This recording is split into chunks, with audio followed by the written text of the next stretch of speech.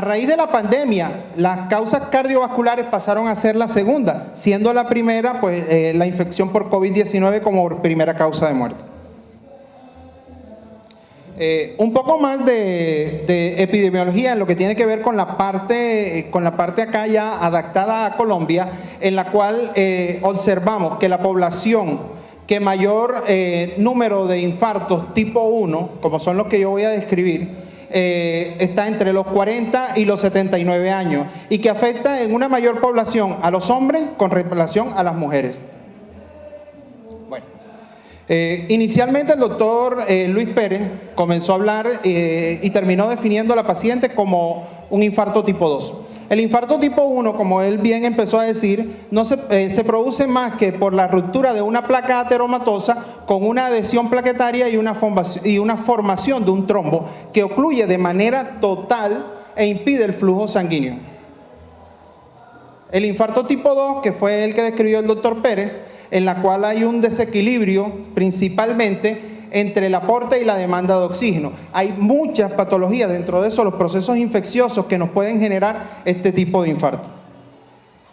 Los otros, como bien lo dijo el doctor Pérez, está el infarto tipo 3, que es la muerte súbita, de los cuales, pues, en el tiempo que llevo en mi red, tenemos un paciente, inicialmente se vio en Camino Murillo, salió adelante, terminó en Adelita y fue un paciente exitoso que regresamos de una muerte súbita con una fibrilación ventricular. El infarto tipo 4, en el cual es debido a las intervenciones coronarias percutáneas, y el infarto tipo 5 a las cirugías de cardio.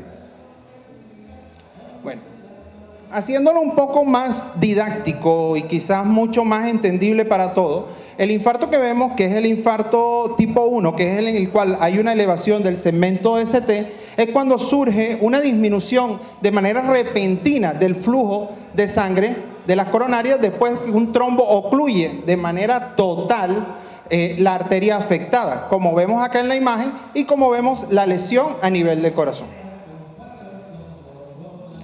La presentación clínica.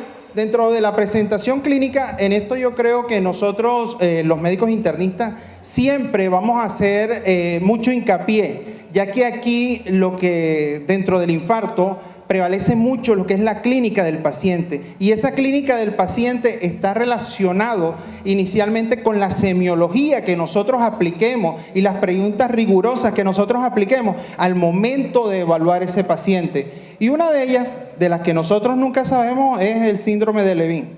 El síndrome de Levin no es más que aquel paciente que entra a nuestra urgencia con la mano en el pecho, empuñada, manifestando dolor retroesternal. Eso es un signo clásico desde que uno ve a ese paciente de que tiene un infarto. Bueno, la primera manifestación de cualquier tipo de infarto siempre va a ser la angina, que es descrita como un síndrome clínico caracterizado por la presencia de dolor en el pecho, mandíbula, hombros, espalda o brazos, que aparece con el ejercicio, estrés emocional y que atenúa con el reposo o la presencia de nitratos. Entonces, ¿qué pasa cuando llega este paciente? Y nosotros como internistas le preguntamos al médico general, ¿qué tiene el paciente? Dolor. Doctor, tiene un dolor torácico de tipo típico, pero describimos un dolor torácico de tipo típico como aquel paciente, si nos podemos dar cuenta acá, que tiene dolor torácico opresivo, irradiado, de duración, o sea, pensamos que hasta ahí llega el dolor torácico de tipo típico. Y podríamos pensar y decir que sí, pero tiene otros agregados como son el generado por el esfuerzo o el estrés y que disminuye con el reposo y los nitratos. Es ahí donde esos tres ítems nos van a decir a nosotros que es un dolor típico coronario. El dolor atípico es cuando cumple alguno de los dos criterios anteriores y hablamos de que no tiene angina cuando no tiene uno o no tiene ninguno de los criterios anteriores. Como podíamos observar en algunas gráficas que nos mostró ya el doctor Pérez, el dolor inicialmente puede ser retroesternal irradiado a cuello, puede ser retroesternal irradiado a miembro superior izquierdo, a nivel de epigastrio, en cuello y en cara interna de ambos miembros superiores, solo el cuello, a nivel de hombro, escápula y los miembros superiores, y en la parte de la región posterior. Otras causas de dolor torácico, bueno, las cardiovasculares principalmente, que son las que debemos sospechar dentro de esto, está el infarto con elevación del segmento ST y el infarto sin elevación del segmento ST. El otro es la angina inestable. Con mucha menor frecuencia la presencia de pericarditis, algunas crisis hipertensivas que siempre nos llegan y las tratamos primero evaluamos el paciente, pero como les dijo el doctor Pérez, una vez se haya hecho el primer contacto con el paciente, lo primero que debemos ordenar es un electro que debe estar hecho dentro de los primeros 10 minutos. Hay otras causas no cardiovasculares, como los espasmos esofágicos, que son muy comunes, que llegan mucho a la urgencia y que muchas veces nos terminan pidiendo una interconsulta y resulta de que es un reflujo gastroesofágico o es algún espasmo esofágico que nos está generando todo esto. Entonces, una de las gráficas que trajo el doctor Pérez es muy clave, pero ¿clave en qué? Que nosotros debemos adaptar esta gráfica al triaje. Primero, preguntar localización del dolor, sintomatología. Una vez tengamos eso, vamos a definir si ese dolor es de bajo, de intermedio o de alto riesgo para enfermedad coronaria o en este caso para síndrome coronario. El otro lo vemos después porque es el electro que todavía no hemos llegado a esa parte. A la exploración física tenemos muy claramente que vamos a encontrar taquicardia, un cuarto ruido, un soplo sistólico a nivel cardíaco. A nivel pulmonar vamos a encontrar crépitos que son secundarios a la disfunción ventricular, en algunos pacientes edema pulmonar, y en cuanto a la presión arterial puede estar normal o elevada, y la presión arterial baja está más relacionada con reacción vagal, deshidratación o shock cardiogénico. Un punto clave es que las venas yugulares distendidas más la presencia de hipotensión en este tipo de pacientes que llegan a urgencia siempre va a estar relacionado con infarto derecho. Bueno, en cuanto a la estratificación de riesgo para estos pacientes, considero yo de que y es un concepto muy personal, considero yo que la estratificación que mayor agilidad tiene en este tipo de pacientes que nos llegan a urgencia, puede ser en primero o en segundo nivel, donde no tenemos todo a la mano, es la clasificación de Killy-Kimball, porque es la clasificación que a nosotros nos va a decir con el electro y el examen físico del paciente, sin necesidad, en este caso inicialmente de tener un rayos X del tórax, del pronóstico de ese paciente, de la mortalidad de ese paciente y de las complicaciones que puede llegar a tener este paciente. Entonces, normalmente siempre vemos esos pacientes que caminan, que llegan a la urgencia y los encontramos dentro de un Killy-Kimball 1 con una tasa de mortalidad que varía más o menos en el 6%. Y hay ausencia de crepitaciones y de tercer ruido.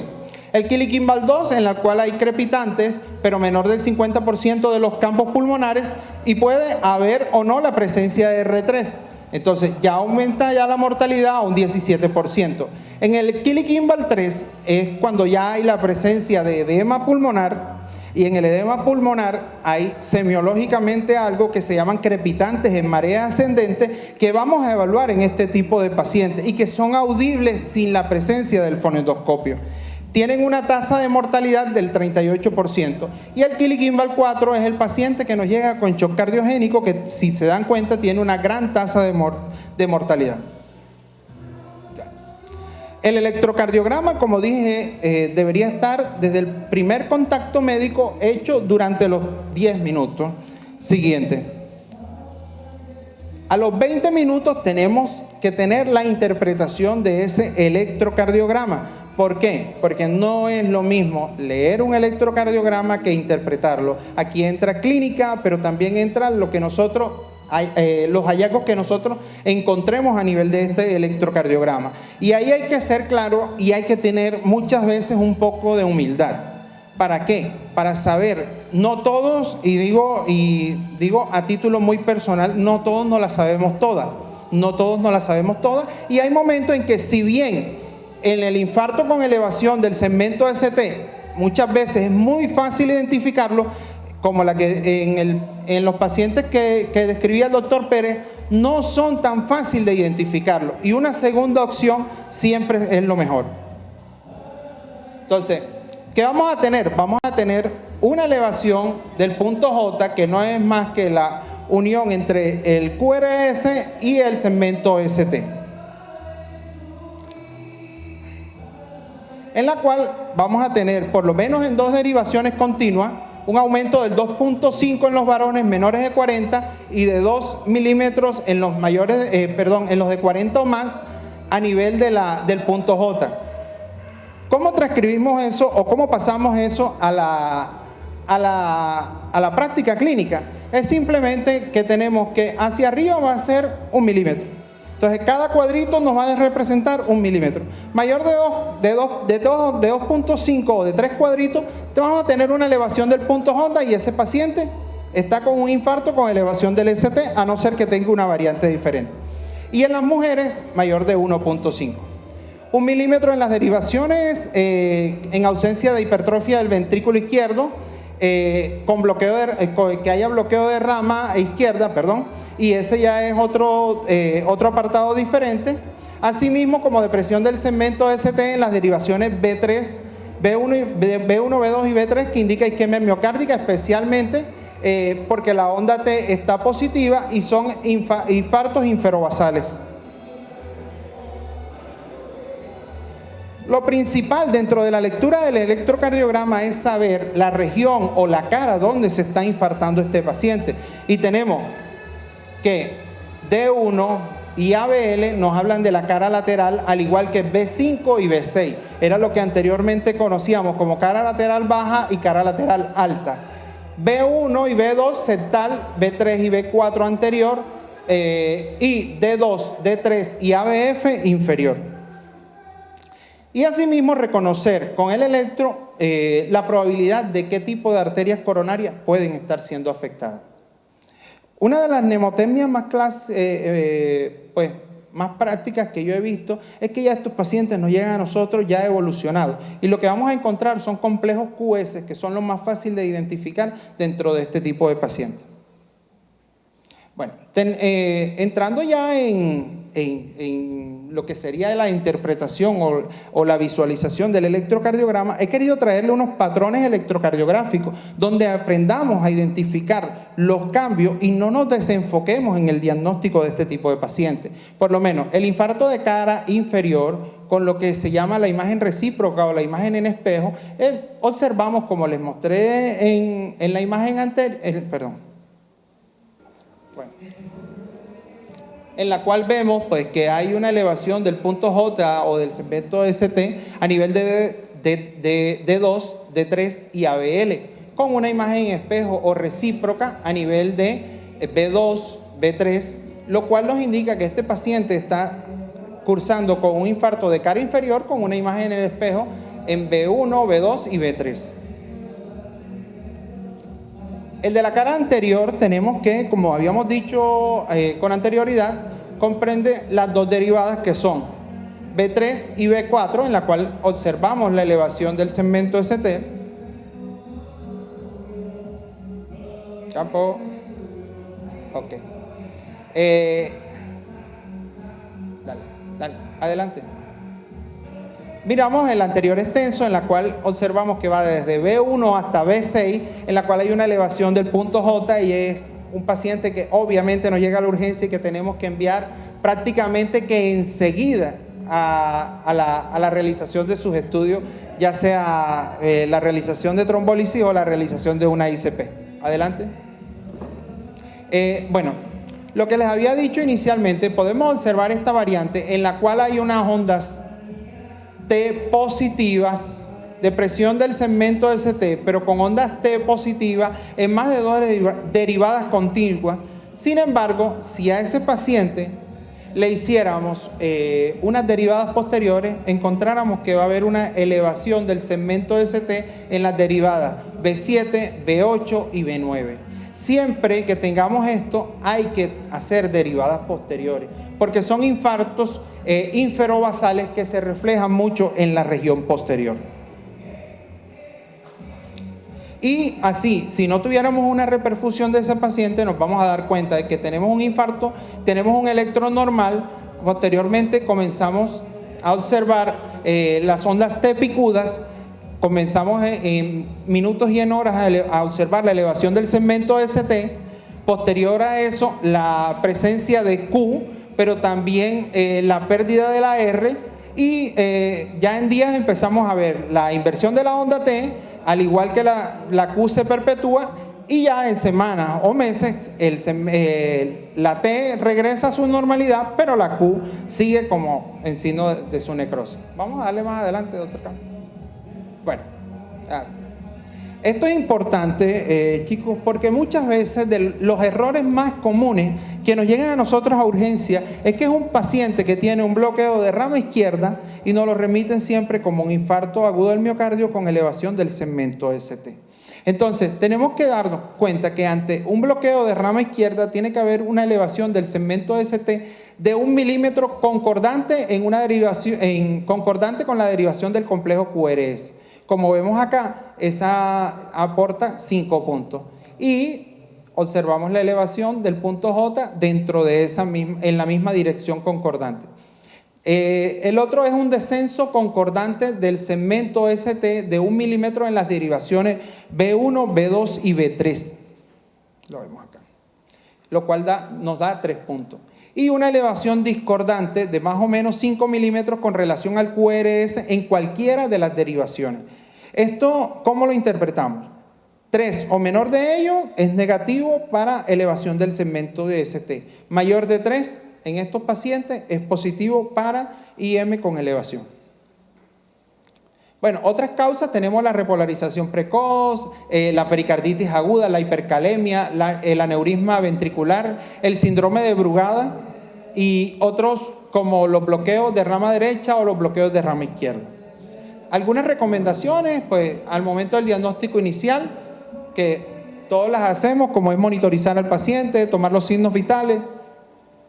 Y pues bueno, abreviando dentro de esto sería que el paciente inicia con dolor torácico, el primer contacto médico, ya sea con el sistema de emergencia o ya sea hospitalario, en 10 minutos tenemos que tener un electro y tenemos que definir cuál va a ser la vía que vamos a seguir con ese paciente. Si es una intervención coronaria y tenemos un centro, como el caso de mi red, que nuestro centro es Adelita, nosotros tenemos que contactarnos directamente para la realización del mismo. Si vemos que dentro de esos tiempos de 120 minutos no tenemos, ese paciente lo pasamos a hacer una fibrinólisis. Y una fibrinólisis debería ser dentro de los primeros 30 minutos. Si bien la guía dice dentro de los 10 minutos, tenemos que son 10 minutos mientras el primer contacto médico, 10 minutos entre la realización del electro y la interpretación, lo cual conlleva 30 minutos aproximadamente. Y si no, después de la fibrinólisis, en este paciente tenemos aproximadamente de 60 a 90 minutos para iniciar su referencia y la realización de una ICP. En cuanto al tratamiento, pues lo conocemos todo. Este paciente nos llega, lo principal que tenemos que ver es si está desaturado sí o no, y a eso me refiero que tenga saturaciones de oxígeno por encima de 90, poniendo 90 como el punto clave para la utilización del oxígeno. El otro es el uso de opiáceos, en este caso la morfina, para el alivio del dolor de este tipo de pacientes. Vamos a darle. Bueno, aquí le traigo dos, que es, dependiendo la conducta que vayamos a seguir, si es una ICP o si es una fibrinólisis, cuánto debemos de dar de dosis de carga, en la cual tenemos que para el ácido acetil salicílico serían entre 150 y 300 miligramos, obviamente después de esto seguido de una infusión de 100 miligramos día. A diferencia, bueno, va a ser igual tanto para la trombólisis. A diferencia del clopidogrel, en la cual para la realización de la ICP vamos a dar 600 miligramos de carga y 75 miligramos oral. En cuanto a los pacientes que vayamos a hacerle fibrinólisis, la dosis de carga va a ser 300. Tenemos otros como el plasugrel, el ticagrelor, en los cuales pues la dosis de carga va a ser igual principalmente en los pacientes que se les vaya a hacer ICP primario. Vamos a pasar esto. Estas son las recomendaciones, clásicamente el uso de betabloqueantes, que ya lo habló el doctor Pérez, el uso de estatinas a las dosis que están abajo recomendadas, que es entre 40 y 80, se recomienda el uso de IECA o ARA2, y en los pacientes, pues, el uso de los medicamentos cuando hacen edema agudo de pulmón, el uso de diuréticos. En estos pacientes, pues, de aquí cabe resaltar de que la fibrinolisis está indicada en ese paciente que yo no puedo hacerle dentro de los primeros 120 minutos la realización de una intervención coronaria percutánea. ¿Y esta se va a hacer con qué? Con estreptoquinasa, ateplasa, tenneplasa, a las dosis de estreptoquinasa, pues ya acá poco la usamos, y lo que tenemos más que todo es el ateplasa, con un bolo de 15 miligramos y después a 0,5 kilogramos IV durante 60 minutos. Estos pacientes no va a ser que se evite con el uso de la fibrinólisis la realización de cateterismo o intervención coronaria percutánea, porque después de esto, estos pacientes tienen que llegar a ese punto. Bueno. Vamos a ver. Disculpe. Vamos a adelantar un poco porque está el doctor Dean. Bueno, tenemos que entender que hay una fase temprana en la cual está indicada como nivel de evidencia 1A la realización de la intervención coronaria percutánea o el cateterismo, y lo de la fibrinólisis, que esta va entre las primeras 0 a 12 horas. Y posterior a esto, pues en los pacientes que se les haya realizado fibrinólisis se puede contemporizar la realización del IICP. Entonces, les traía un caso clínico, sin embargo vamos a adelantarlo. Y pues quiero compartirles esta, que quizás es el resumen como tal del guideline de la Sociedad Europea de Cardiología, en la cual nos dice que un paciente con dolor torácico, dentro de los primeros 10 minutos hay que tomarle un EKG. Si este tiene una elevación del segmento ST, tenemos que definir qué vamos a hacer con ese paciente. ¿Intervención coronaria percutánea o lo vamos a trombolizar? Si este paciente tiene un bloqueo de rama izquierda, tenemos que empezar a describir criterios de Garbosa e iniciamos los fármacos que ya conocemos para este tipo de pacientes, como son el ASA, el clopidogrel, la anticoagulación, las estatinas y manejo del dolor. Si decidimos que este paciente no tenemos en ese momento acceso a la intervención coronaria percutánea, trombolizamos. ¿Con qué fármaco? Estreptoquinasa, ateplasa o tenneplasa a las dosis ya anteriormente mencionadas. Bueno, muchas gracias. No es tanto cuánto sabes, sino cómo aplicas eso, lo poco que sabes. Y el deseo de saber cada día un poco más. Quiero de pronto traer esta frase porque durante esta pandemia no solamente nos afectó dándonos más trabajo, sino que afectó de manera de conocimiento un poco a los estudiantes, dado que la virtualidad acabó con un poco con esa presencialidad y ese contacto con el paciente. Muchas gracias.